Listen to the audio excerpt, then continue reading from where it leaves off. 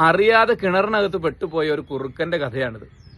ഈ കിണറ്റിൽ നിന്ന് എങ്ങനെ രക്ഷപ്പെടും എന്ന് ആലോചിച്ച് നിൽക്കുമ്പോൾ കിണറിന് പുറത്ത് ആരോ നടക്കുന്നതായി കുറുക്കന് തോന്നി.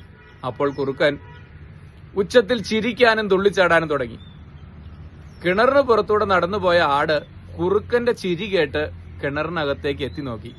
നീ എന്താണ് ഇത്രമാത്രം ഇതിനകത്ത് ആഹ്ലാദിക്കുന്നത്? അപ്പോൾ കുറുക്കൻ പറഞ്ഞു, ഈ കിണറിലെ വെള്ളത്തിന് എന്തൊരു മധുരമാണെന്നോ. ദാഹിച്ചു വന്നിരുന്ന ആട് കിണറിലെ വെള്ളത്തിന്റെ മാധുര്യം ഓർത്ത് കിണറിലേക്ക് എടുത്തു ചാടി. കിണറിലെത്തി വെള്ളം കുടിച്ചപ്പോൾ കാര്യമായ മധുരമൊന്നുമില്ല. കാര്യം തിരക്കിയപ്പോൾ കുറുക്കൻ പറഞ്ഞു, ഒരു പക്ഷേ അത് നിന്റെ വായിന്റെ സ്വാദ് കൊണ്ടായിരിക്കാം. എന്തായാലും നമ്മൾ രണ്ടുപേരും കിണറിനകത്ത് എത്തി. നമുക്ക് രക്ഷപ്പെടണം. നീ ഈ കിണറിന് അരികിലേക്ക് നീങ്ങി നിൽക്കൂ. ഞാൻ നിന്റെ ചുമലിൽ കയറിക്കൊണ്ട് കിണറിന് പുറത്തേക്ക് എടുത്തു ചാടാം. ഞാൻ കിണറിന് പുറത്തെത്തിയാൽ നിന്നെ രക്ഷപ്പെടുത്തുവാനുള്ള കാര്യങ്ങൾ അവിടെ നിന്നുകൊണ്ട് ഞാൻ ചെയ്യുകയും ചെയ്യാം. ഇത് കേട്ട ആട് കിണറിനരികിലേക്ക് നീങ്ങി നിന്നു. ആടിന്റെ ചുമലിൽ ചാടി കയറി പറഞ്ഞത് പ്രകാരം കുറുക്കൻ കിണറിന് പുറത്തെത്തി.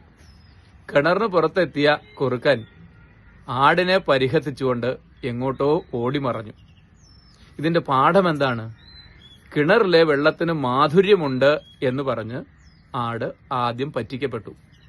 ഒരു വട്ടം പറ്റിക്കപ്പെട്ട ആട് പാഠം പഠിക്കാതെ വീണ്ടും കുറുക്കനെ തന്റെ ചുമലിൽ കയറ്റി രക്ഷപ്പെടാൻ സഹായിച്ചു.